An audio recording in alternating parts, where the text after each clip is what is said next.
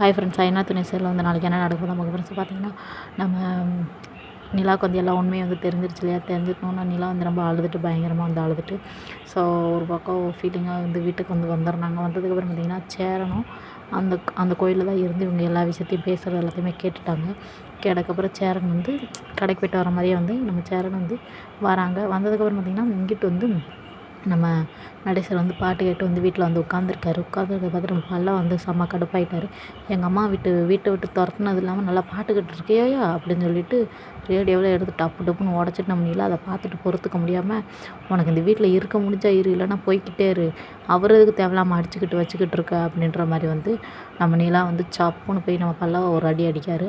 அடித்தோன்னே சரின்னு சொல்லிட்டு, நீங்கள் என்னை அடிச்சிட்டிங்களா அண்ணி, என்னை போக சொல்லிட்டீங்களா அண்ணி, நான் இனிமேல் போயிடுறேன், இனிமேல் நான் இந்த வீட்டில் இருக்கவே மாட்டேன் அண்ணி அப்படின்னு சொல்லிட்டு சரின்னு சொல்லிட்டு நம்ம பல்லவா வந்து வீட்டை விட்டு வந்து வெளியே போகிறாங்க. சரின்னு சொல்லிட்டு நம்ம சோழனும் பாண்டியனும் பின்னாடி பல்லவா நீ எதுவும் நினைக்காதடா வாடா வாடான்னு சொல்லிட்டு அப்புறம் கூப்பிட்றாங்க. ஆனால் நம்ம பல்லவா வந்து போயிடறாங்க. அடுத்து என்ன நடக்கும் பார்க்கலாம்.